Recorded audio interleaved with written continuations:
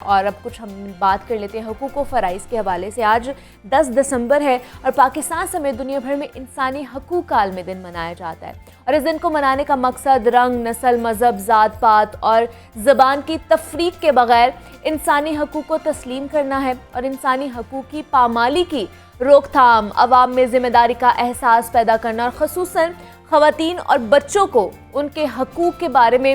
آگاہی اور شعور فراہم کرنا ہے. انسانی حقوق وہ حقوق ہوتے ہیں جو ہر فرد، مرد ہو، عورت ہو، لڑکا ہو، بچی ہو، بچہ ہو، بوڑھا ہو، سب کو صرف اس بنیاد پر حاصل ہوتے ہیں کہ وہ ایک انسان ہے اور یہ ان کے بنیادی حقوق ہیں. اور دنیا بھر میں ہر سال یہ دن منائے جانے کے باوجود بھی آج بھی دنیا کے لاکھوں انسان اپنے حقوق کے خلاف صرف آواز بھی نہیں اٹھا سکتے ہیں، انہیں اتنا بھی حق نہیں ہے. مقبوضہ کشمیر کی آپ اگزامپل لے لیں، فلسطین سمیت دنیا کے کئی ایسے حصے ہیں جس بے رحمی اور وحشیانہ انداز میں انسانی حقوق کی پامالی وہاں پر ہو رہی ہے، ہم سب کے سامنے ہے اور اس کی مثال ہمیں کہیں پر بھی نہیں ملتی اور دنیا خاموش تماشائی بنی ہوئی ہے.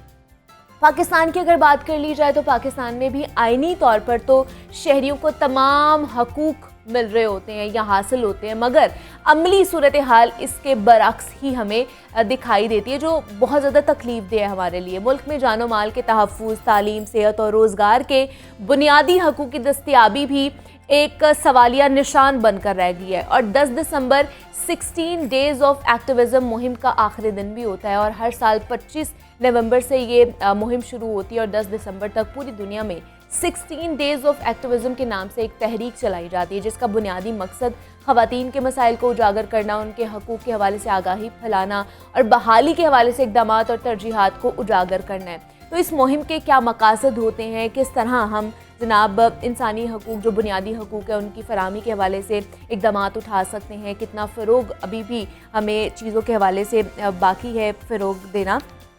تو اس پر بات کریں گے. ہمارے ساتھ اس وقت موجود ہیں بیرسٹر امرت احمد شیخ ہیں اور جناب ان سے بات کریں گے اور قوانین کے حوالے سے بھی جانیں گے کہ پاکستان میں کون کون سے قوانین انسانی حقوق کے حوالے سے موجود ہیں. امرت آپ کو ویلکم کہتی ہوں جاگو لاہور میں، کیسی ہیں آپ؟ میں بالکل ٹھیک، آپ کیسی؟ میں بھی بالکل ٹھیک ٹھاک. امرت آج ہیومن رائٹس ڈے منایا جا رہا ہے اور دنیا بھر میں اس ڈے کو منایا جا رہا ہے، بہت جوش و جذبے کے ساتھ منایا جاتا ہے. پاکستان میں نہیں، انٹرنیشنلی بھی ہیومن رائٹس کو بہت زیادہ ترجیح دی جاتی ہے اور فروغ دیا جاتا ہے. تو مجھے بتائیے گا پاکستان میں ہیومن رائٹس کون کون سے ہیں، بنیادی انسانی حقوق کون کون سے ہیں؟ ہمارے پاس سب سے پہلے تو ہمارا constitution of Pakistan in it self ایک ایسی کتاب ہے جس میں ہمارے سارے قوانین ایک human rights, fundamental human rights جس کو ہم کہتے ہیں، اس میں لکھے ہوئے ہیں، جس میں ہمارے پاس right to freedom of speech ہے، فریڈم ٹو پریکٹس ریلیجن ہے، مائنورٹیز کے رائٹس ہیں، اور ہمارے پاس رائٹ فار ویمن، ہر ڈسکریمنیشن اور وہ ہر سیکٹر کے ریلیٹڈ رائٹس موجود ہیں جو ایک انسان کی بنیادی حقوق ہوتے ہیں جو اس کو فراہم ہونے چاہیے. Right to liberty of space ہے، ہر چیز ہمارے پاس ایسی موجود ہے ہمارے آرٹیکل میں. اگر آپ اس کو ان پریکٹس دیکھیں کہ وہ ہمارے لوکلی کتنی پریکٹس وہ چیز ہوتی ہے، تو میں اس پہ کہوں گی کہ ان قوانین کی جو اگر آپ یہ کہیں کہ ان کو کس حد تک لوگوں کو اس کے رائٹس پرووائڈ کیے جاتے ہیں، تو اس میں اتنی زیادہ ہمارے پاس امپلیکیشن نہیں موجود ہے. پرووائڈ کی جاتے ہیں، کیا لوگوں کو بھی پتہ ہے کہ یہ چیزیں ہمارے حقوق میں آتی ہے؟ ٹو بی ویری آنیسٹ، ہمارے یہاں پہ اویئرنیس کی بہت شدید کمی ہے. لوگوں کو اپنے رائٹس کے بنیادی رائٹس کا ہی نہیں پتہ. 2018 کے آرٹیکل سے پہلے تک، ایک ایکٹ سے پہلے تک عورتوں کو بھی نہیں پتہ تھا کہ ان کے پاس کون سے رائٹس موجود ہیں. اور اب کیونکہ ود ٹائم ہمارے پاس ایسے قوانین آ چکے ہوئے ہیں، جیسے رائٹس ٹو ریپ وکٹمس بہت زیادہ ہو چکے ہوئے ہیں، کیونکہ یہ فنڈامنٹل بریچ آف رائٹس ہے نا. ایک عورت کے آپ اس کے جو آپ کی پروٹیکشن اور آپ کے ایک سیف گارڈ کے رائٹس ہیں ان کو انفرنج کیا جاتا ہے. تو after these all of these infringements, یہ جو اتنے زیادہ ہمارے پاس قوانین آئے ہیں جن میں جن عورتوں پہ تیزاب پھینکا جاتا ہے، جو آنر کلنگس کی جاتی ہیں، میں عورتوں پہ اسپیسیفکلی زیادہ بات کر رہی ہوں کیونکہ ہم as Pakistan and as a third world country ہمارے پہ یہاں پہ عورتوں کے رائٹس پہ زیادہ انفرنجمنٹ ہوتی ہے ایز کمپیئر ٹو باقی. ان کو سپریس کیا جاتا ہے. بالکل ایسے ہی ہے، کنسیڈرنگ دی فیکٹ کہ وہ ایک میجورٹی ہے. ایگزیکٹلی. تو اس وجہ سے میں ذرا اس کی زیادہ بات کروں گی، اور کیونکہ میں ایڈوکیٹ خود بھی عورتوں کے رائٹس کی زیادہ کرتی ہوں. But other than that, child abuse اس سب سے جو ایک امپورٹنٹ چیز ہے، اس کے اوپر بہت زیادہ لوگوں کے ساتھ، بچوں کے ساتھ اسپیشلی زیادتی ہوتی ہے، جس میں آپ کے پاس بانڈیجز آتی ہیں، سلیوری آتی ہے، اور یہ سب چیزیں اسی کے انڈر آتی ہیں. ان کے اوپر قانون تو بنے ہوئے ہیں ٹو بی ویری آنیسٹ, لیکن بات یہ ہے کہ پھر وہی بات آتی ہے اس کی امپلیکیشن. FIR سے لے کے آپ کے ایک جو پورا پروسیجر ہے وہ پورا سسٹم ہی اتنا سلو ہوتا ہے اور اتنا زیادہ اس چیز ٹائم ٹیکنگ ہوتا ہے کہ ایک انسان کو اپنا انصاف ملتے ملتے ہی بہت دیر ہو جاتی ہے. یا یہ پروسیس سلو ہوتا ہے یا ٹرانسپیرنٹ نہیں ہوتا, کہ ہماری جو مینٹالٹی بن گئی ہے کہ اگر ہم تھانے میں جائیں گے, FIR کرائیں گے, عدالت میں جائیں گے تو ہمیں انصاف کی جو تقاضا ہے وہ بہت, ایک تو دیر سے ملے گا, ٹائم ٹیکنگ پروسیس ہوگا, دوسرا ٹرانسپیرنسی اس میں نہیں ہوتی ہے. To be very honest transparency کا بھی بہت زیادہ ایشو ہے,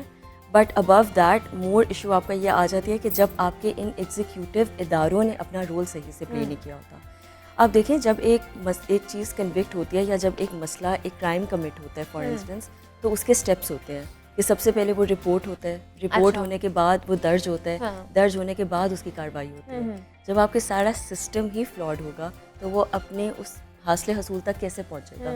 پھر ادر جو ایک اور مسئلہ ہے وہ یہ ہوتا ہے کہ وہ چیز اتنا زیادہ کھینچا جاتا ہے, اتنا زیادہ کھینچا جاتا ہے کہ اس میں آلریڈی بہت ڈیلے آ جاتے ہیں, جو ڈیلے آپ کے اس پورے مقاصد کو ہی ختم کر دیتا ہے آل ٹوگیدر. اور تب تک آپ کا ویسے ہی نظام بدل جاتا ہے اور لوگ آ جاتے ہیں اور پھر آپ کو اسکریچ سے اسٹارٹ کرنا پڑتا ہے, which is actually a core issue of our society. And it's not only in Pakistan, to be very honest that would be unfair for me to say, لیکن جتنے تھرڈ ورلڈ کنٹریز ہیں یا even یا آپ کے دوسرے ممالک میں بھی ہوتا ہے, لیکن ہاں وہاں اتنا زیادہ نہیں ہوتا as compare to Pakistan, which is not a good thing. تو آپ کو کیا لگتا ہے پھر کس طرح ہمیں اپنے اداروں کو جو ہے اپ لفٹ کرنا چاہیے, ان کو آگے لے کر مطلب کس طرح کے اقدامات ہمیں اٹھانے چاہیے ابھی؟ ٹو بی ویری آنیسٹ ہمارے پاس اس کے بہت اچھے وے فارورڈ اور ہمارے پاس اس کی پازیٹیو سائڈ بھی ہے. سب سے پہلے جو مجھے لگتا ہے کہ as a young practising lawyer I would say کہ سب سے پہلے ہمیں ایک اویئرنیس پروگرام کرنا چاہیے جس میں لوگوں کو ایٹ لیسٹ پتہ ہو کہ ان کے پاس حقوق کون سے موجود ہیں. ٹھیک ہے. اس کے بعد ان حقوق کی رسائی, یہ جو ہمارے پاس ادارے ہیں ان کو کرنے کی بھی ایک پالیسی میکنگ ہونی چاہیے. اور ان کے اوپر بھی اکاؤنٹیبلٹی ہونی چاہیے کہ اگر وہ ایسا نہیں کر رہے ہیں تو ایک دوسرا ادارہ ان پہ چیک رکھ سکے, اور جب وہ اپنی چیز پوری نہیں کر سکتے تو وہ ادارہ انشور کرے کہ وہ ان سے پورا کروا رہا ہے. اور یہی آپ کے باہر کے ملکوں میں پریکٹس ہوتی ہے. اگر فار انسٹنس آپ وہاں پہ, بیکاز جب میں لنکنس میں تھی when I was studying in UK, ہمارے پاس ایسے بہت ساری سچویشنز آتی تھیں جہاں پہ اگر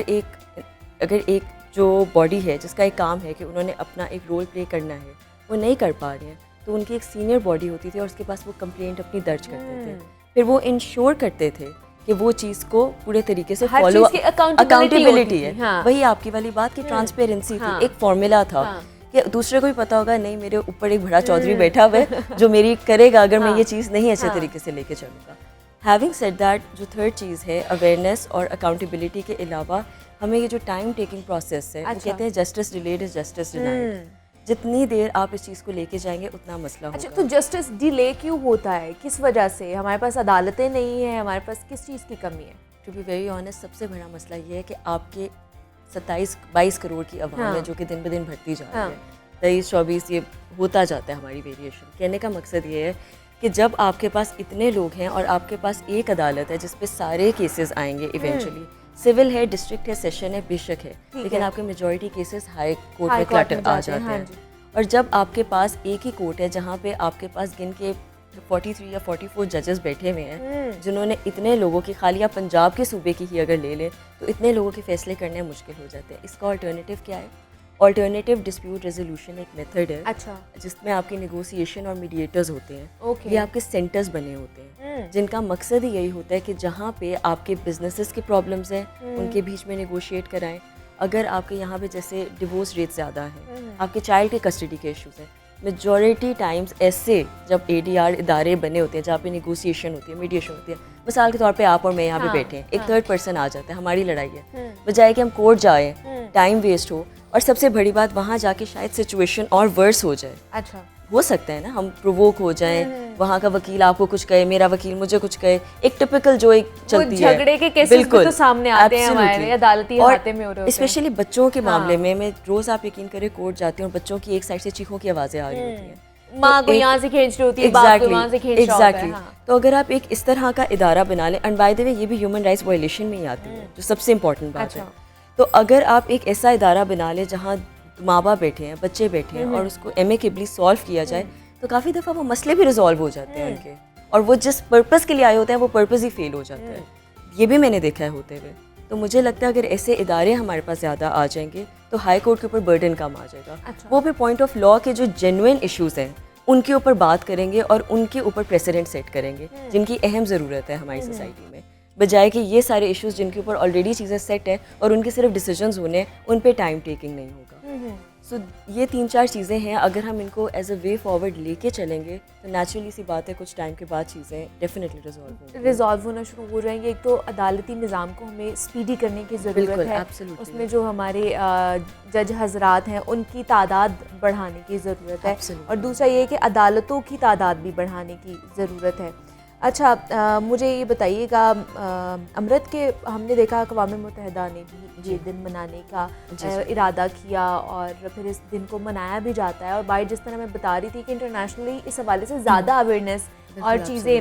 کی جاتی ہیں, کیمپینز باقاعدہ طور پر چلائی جاتی ہیں. تو وہاں پر کیا ساری چیزیں ہوتی ہیں اور آپ کو کیا لگتا ہے یہاں پر ہم ابھی بھی کہاں پر لیگ کر رہے ہیں؟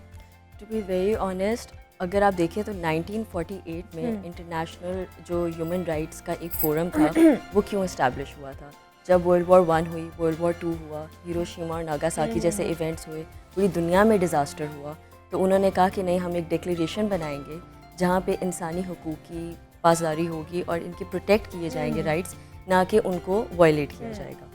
اب اگر آپ یہ دیکھیں یہ 1948 کی بات ہے اور ہم کہاں کھڑے ہوئے ہیں آج, ہم 2023 میں آلموسٹ انٹر ہونے والے ہیں. کہنے کو میرا خیال ہے 73 ایئرس آلموسٹ اس سب میں ہو گئے. پر میں یہ نہیں کہوں گی ہم وہاں کھڑے ہیں, لیکن to be very honest about this thing, کہیں نہ کہیں ہم پھر بھی ان سے بہت پیچھے ہیں ان رسپیکٹ ٹو. پھر وہی بات آتی ہے ویمن رائٹس کے اوپر, چائلڈ رائٹس کے اوپر, اور سب سے بڑی بات ہے کہ ہمارے یہاں پہ ان چیزوں کو سمجھا نہیں جاتا. ایک چھوٹی سی بات ہے, اگر یہاں پہ کوئی موومنٹس نکلتی ہیں تو بجائے کہ ان چیزوں کو, اگر آپ کو وہ لگتا ہے غلط بھی ہے, مثال کے طور پہ عورت مارچ کی ایگزامپل لے لیتے ہیں, میں کہتی ہوں کہ اگر آپ کو ان کے آئیڈیا سے کانفلکٹ بھی اگر آپ کرتے ہیں, اگر آپ کو وہ چیز صحیح بھی نہیں لگتی ہے, تو ہمارے میجورٹی جو یہاں پہ انٹلیکچوئلس بیٹھے ہوئے ہیں, پھر ان کو ایک گائیڈ لائن دینی چاہیے, ایک فریم ورک دینا چاہیے, بجائے کہ آپ اس چیز کو ٹھپ کر دیں. آپ انٹرنیشنلی دیکھیں, اگر جب عورتوں کو اپنا رائٹ ٹو ووٹ ملا تھا, یہ 1800s کی ارلی 19th سینچری کی بات ہے, اور تب کتنی موومنٹس چلی تھی جیسے سفروگیج موومنٹس اور یہ وہ, اور کتنی شہادتوں کے بعد لوگوں کو یہ اعزاز حاصل ہوا تھا کہ اس کے بعد وہ رائٹ ٹو ووٹ کر سکیں. تو اگر آپ لائک وائز یہاں پہ دیکھیں تو جب کوئی ایک موومنٹ چلنا شروع ہوتی ہے تو اس کو پہلے ہی سنپ کر دیا جاتا ہے, which is not actually the way it should be. تو مجھے یہ لگتا ہے کہ ہم لوگوں کو جنرلی اپنے اندر تھوڑی سی ٹالرنس, ایکسیپٹنس اور اپنے آپ کا دل بڑا کرنا پڑے گا کہ اگر کوئی تحریک چلتی ہے تو اس کو سپورٹ کریں, اور اگر وہ صحیح نہیں ہے تو پھر ہم ایک میکینزم فارمولیٹ کر لیں جس میں ہم ان کا راستہ آسان کر دیں, بجائے کہ اس کو شن کر دیا جائے.